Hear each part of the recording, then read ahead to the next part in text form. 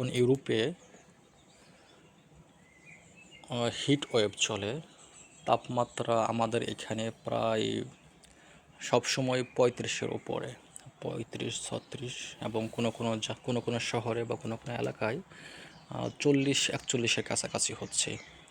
তো দেখেন আমার এই বাগানের সবজির কতটা ক্ষতি হলো এই হিট ওয়েভে। সাধারণত আমি এখানে কচু গাছ লাগিয়েছিলাম আর কুমড়ি শাকের এখনও কোনো ক্ষতি হয়নি, কিন্তু আমার যতটুকু মনে পড়ে আমি প্রায় বিগত 2 বছর কচু চাষ করি জার্মানিতে।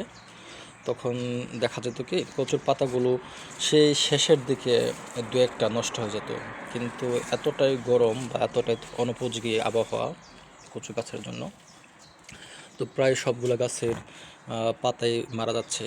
যেমন ধরেন এই গাছটা 3টা পাতা ছিল, 3টা পাতার মধ্যে 2টা পাতা নষ্ট হয়ে গেছে, একটা পাতা আছে। তো আমি কি করি, এই কচুগুলো চাষ করি কচু শাক খাওয়ার জন্য।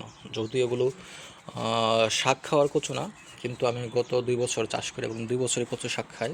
তখন দেখা যায় ওই কচু শাকের মধ্যে আমি কোনো পার্থক্য বুঝি না যেটা আমরা খেয়ে থাকি। তো এই গাছে 3টা পাতার একটা পাতা নষ্ট হয়ে গেছে। তো প্রায় সবগুলো গাছেই এই 1-2টা করে পাতা নষ্ট হয়ে গেছে। তো এই গরমের মাঝে রান্নাবান্না করতে ভালো লাগে না, বা মনোযোগ দিয়ে রান্নাবান্না করতে মন চায় না, সেজন্য করিনি। তো পাতাগুলো নষ্ট বা খাওয়ার অনুপযোগী হয়ে গেছে। এই যে এখানে বেশ কিছু পাতা নষ্ট হয়ে গেছে। এইখানে আমার কি আছে, লাউ গাছ আছে। এই লাউ গাছ 3টা খুব বেশি সতেজ না বা বৃদ্ধি ভালো হচ্ছে না। এখানে পুঁই শাক আছে, একটু নোংরা মনে হচ্ছে, কারণ আমি মাটিটা নোংরা করতে চাচ্ছি সারের পরিমাণ বাড়ানোর জন্য, ডিমের খোসা দিয়ে রাখি। আর এইখানে হলো আমি দেশ থেকে আবার ধুন্দুল গাছ নিয়ে আসছিলাম। ধুন্দুল গাছগুলো হচ্ছে, কিন্তু এখানে এক এক পাত্রে অনেকগুলো গাছ হয়ে গেছে। আমি গাছগুলো সরিয়ে ফেলবো, পুঁই শাকগুলো সরিয়ে ফেলে অন্য জায়গায় লাগিয়ে দেবো, তখন শুধু ধুন্দুল গাছ থাকবে। দেখা যাক ধুন্দুল হয় কি না।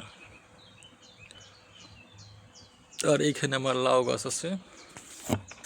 এই লাউ গাছগুলো বেশি সবল মনে হচ্ছে। এখানে 3টা গাছ এই কাগজের কার্টুনে লাগিয়েছিলাম, কিন্তু বেশি বৃষ্টি হলে কি হয় দেখা যাক। বায়ান স্টেটে প্রায় আমাদের মনসুনের অর্ধেকের কাছাকাছি বৃষ্টি হয়, মুষলধারে বৃষ্টি হয়, বজ্রপাতের মতো অনেক ঝড় হয়। যে এখানে 2টা ধুন্দুল গাছ আছে। তো এই 2টা গাছ ঠিক আছে। এখানে একটা বড় 1 মণ মাটির বস্তা নিয়ে আসছিলাম, সেই মাটির বস্তা শুধু উপর অংশটুকু কেটে দিয়ে লাগিয়ে দিয়েছিলাম। দেখা যাক, আমার কাছে যতটুকু মনে হয় 1 কেজি মাটি যথেষ্ট হওয়ার কথা ধুন্দুল হওয়া পর্যন্ত। আর সম্ভবত এই ধুন্দুলগুলো হাইব্রিড, মানে ছোটো গাছে এই ধুন্দুল আসা শুরু করবে, খুব বেশি বড় হতে হবে না বা বিশাল মাচার প্রয়োজন হবে না। তো এখানে আমি কী করেছি, যেমন ধরেন আমার এই বাসার পাশে এইগুলো কতগুলো গাছ আছে, এইটা বলে বনো স্পার্ক অ্যাসপারাগাস। তো বনো এই গাছগুলো এই ছোটো অবস্থায় খাওয়া যায়, কিন্তু এটা যখন বড়ো হয় তখন এরকম লম্বা ডালের মতো হয়ে যায়, যেটা আমি সবসময় মাচার মতো ব্যবহার করি। এগুলো মাচা কিনতে পাওয়া যায় হাকি বাউমার্ট, যেটা জার্মানিতে খুব বিখ্যাত বাউমার্ট। তো ওইটা আমি কিনি নাই এই খরচটা কমানোর জন্য। তো আমার বেলকনিটা নোংরা, মানে এই মাটির জন্য নোংরা হয়েছে, আমাকে পরিষ্কার করতে হবে, তাই আমি পুরোটা দেখাচ্ছি না।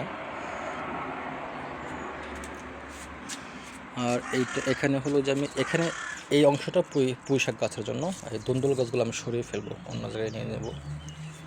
আর এখানে একটা বাজে জিনিস হলো, আমার ব্যালকনিটা নোংরা হয়েছে। এই যে এখানে কোনো একটা পাখি, আমি যখন বাসায় থাকি না, পাখি এসে মাটিগুলো গর্ত করে, বিশেষ করে আগে এখানে অল্প পানি ছিল, পানি থাকা অবস্থায় গর্ত করে এগুলো মাটি ছড়িয়ে দেয়। তো এখানে এই বাজে নোংরা হয়ে আছে আমার ব্যালকনি, দেখেন।